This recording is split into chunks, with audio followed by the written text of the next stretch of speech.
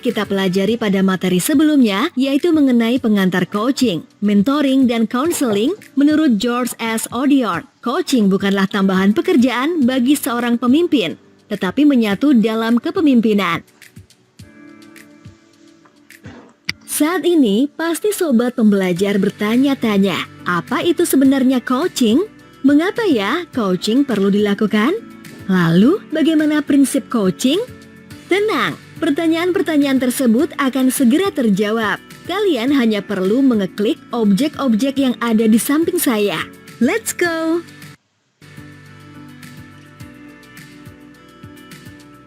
Apa sebenarnya definisi dari coaching? Menurut International Coach Federation, coaching adalah kemitraan dengan bawahan dalam proses menantang pemikiran dan kreativitas untuk menginspirasi bawahan dalam memaksimalkan potensi diri dan profesional mereka. Tahukah sobat pembelajar? Coaching pada awalnya memang lebih dikenal dalam dunia olahraga. Seorang pelatih tenis yang bernama Timothy Gallwey mengatakan bahwa coaching membuka potensi seseorang sehingga mencapai titik maksimal dari kemampuannya. Coaching akan membantu mereka belajar, bukan sekedar mengajari. Oleh karena itu, seorang coach tidak harus lebih pandai dalam bidang teknis dari coachingnya. Yang dibutuhkan adalah kemampuannya membimbing, membangun kepercayaan, dan membuka potensi coachingnya. Contoh dialog dalam coaching. Coba perhatikan, pegawai lain bisa loh melakukan hal seperti itu. Bagaimana dengan Anda? Nah, perlu kalian ketahui bahwa proses coaching dilakukan dengan lebih banyak bertanya. Selain itu, dalam coaching, coach tidak boleh memberi solusi atas permasalahan bawahan. Coach hanya membantu atau mengarahkan agar bawahan itu sendiri yang menemukan solusi atas permasalahan mereka. Seorang CEO dari HomeSpot, Bob Dardelli, mengatakan bahwa orang-orang kecuali jika dilatih, tidak akan pernah mencapai kemampuan maksimal mereka. Oleh karena itu, fungsi coaching di dalam kepemimpinan sangat dibutuhkan untuk pengembangan kompetensi pegawai.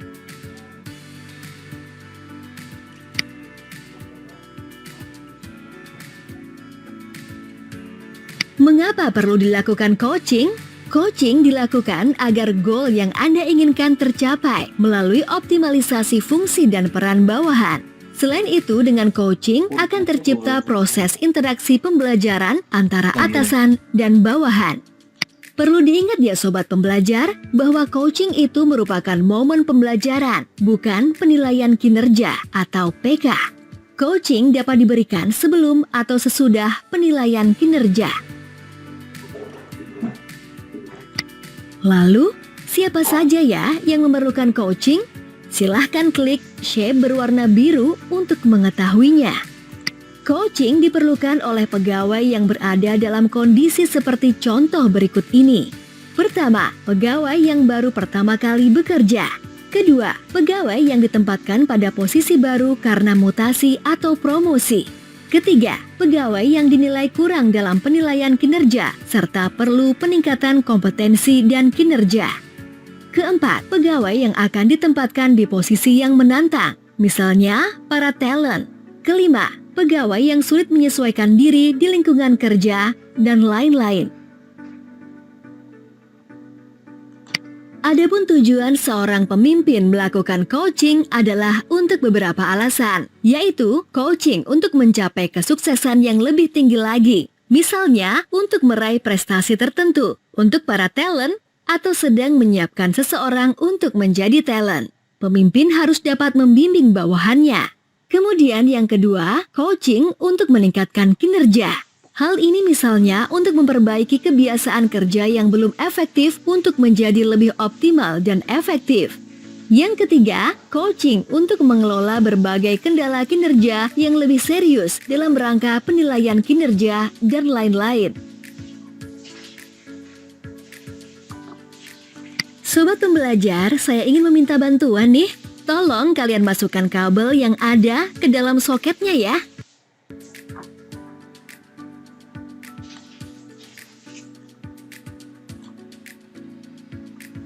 Dari gambar tersebut, nampak bahwa coaching akan meningkatkan produktivitas seseorang pegawai menjadi jauh lebih tinggi dibandingkan hanya mengikuti pelatihan semata. Oleh karena itu, pelatihan bukan satu-satunya cara untuk memperbaiki kinerja seseorang. Melakukan coaching jauh lebih penting. Coaching dapat dilakukan dengan cara one-to-one, yaitu diskusi antara atasan langsung dan bawahan untuk coaching lebih mendalam.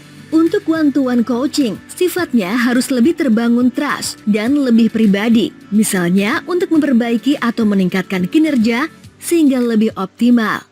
Atau dengan group coaching, one-to-many, yaitu antara atasan langsung dengan beberapa orang bawahan yang sifatnya umum. Misalnya melakukan coaching dalam rangka menetapkan target pencapaian penerimaan. Pada grup coaching, peserta yang ikut minimal 8 orang dan maksimal 15 orang. Fokus pembahasannya adalah pada target, kemampuan bawahan, tindak lanjut yang harus dilakukan, dan sifatnya kolaboratif. Coaching ini dilakukan untuk menyusun strategi dan mengidentifikasi hambatan dalam pencapaian target kinerja, serta memperoleh kesepakatan guna menentukan solusi dan rencana aksi.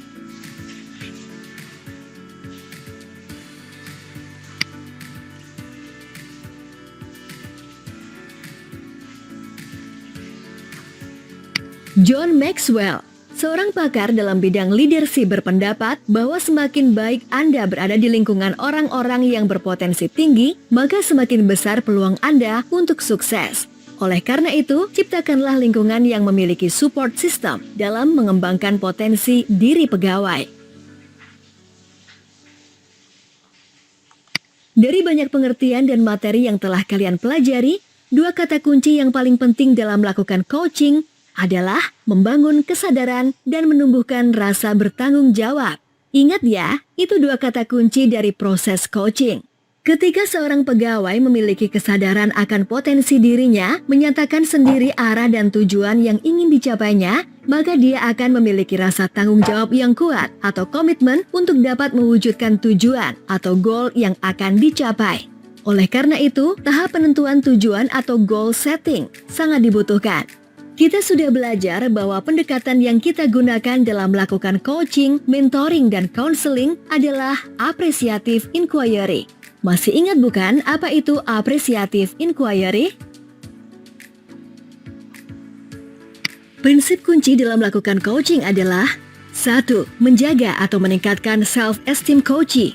2. Mendengarkan dan merespon dengan empati. 3. Meminta atau mendorong munculnya keterlibatan. 4.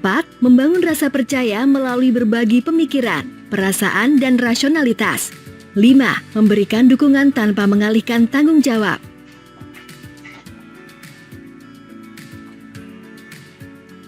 Secara khusus, pelaksanaan coaching harus didasarkan pada prinsip pelaksanaan, yaitu faktual, berorientasi pada rencana aksi, konstruktif dan menantang, dan target yang jelas. Apa ya maksud dari keempat prinsip pelaksanaan tersebut? Silahkan klik pada shape yang bertuliskan masing-masing prinsip.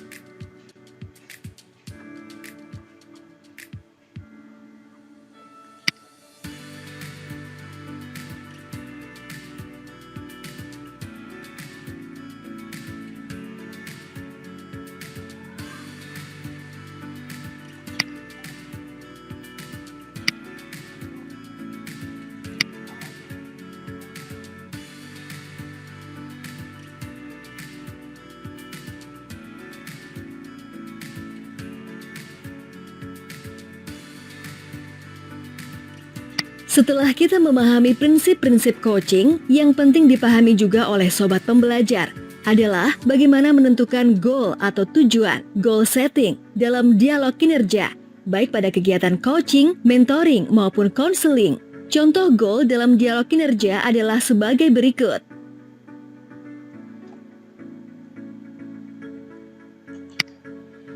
Sobat pembelajar, masih ingat kan pada modul pertama pembelajaran ini, saya pernah membahas sedikit mengenai goal setting dengan pendekatan appreciative inquiry, AI, dalam coaching, mentoring, dan counseling.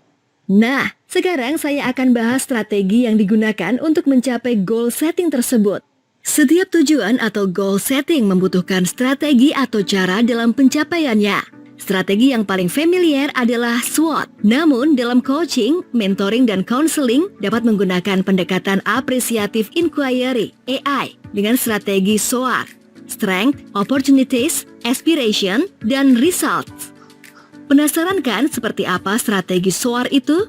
Silahkan klik pada setiap huruf untuk mengetahuinya.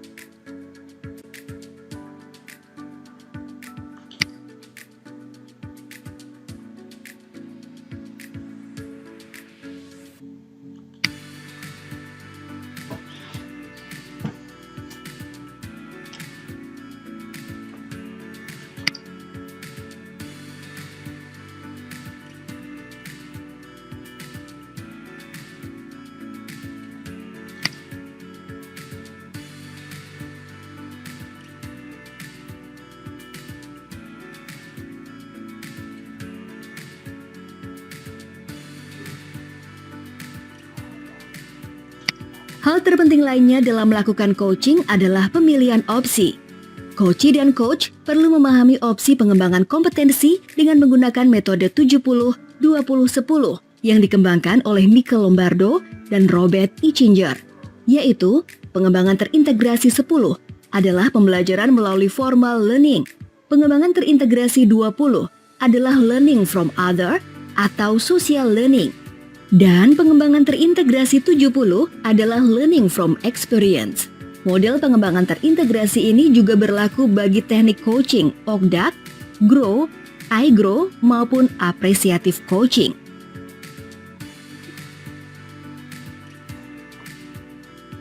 Adapun metode rencana pengembangannya dapat berupa 1. Job assignment atau improvement project, 2. Training atau seminar, 3. Drilling atau exercise, 4. Literatur study, 5. Diskusi kasus, 6. Group discussion, 7. Counseling, 8. One-on-one discussion, 9. Improve working habit, 10. Benchmarking, 11. Formal course, 12. Mentoring, 13. Job rotation, 14. Promotion atau delegasi, 15. On-the-job training, 16. Secondment. Sobat pembelajar, tahu tidak model pengembangan terintegrasi 70-20-10 itu seperti apa? Silahkan klik pada setiap model pengembangan terintegrasinya ya.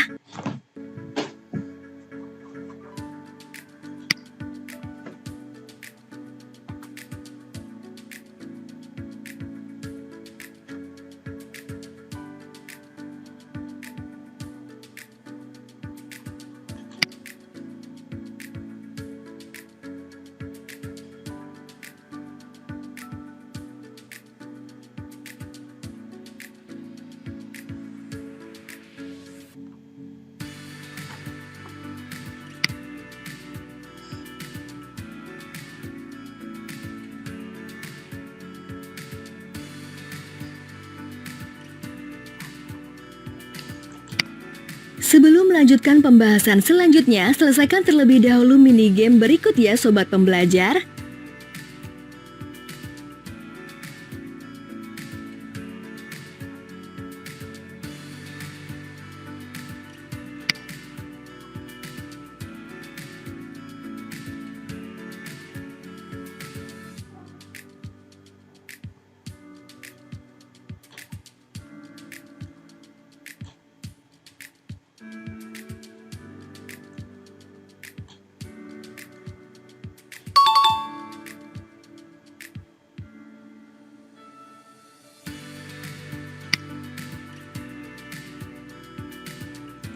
Bagaimana?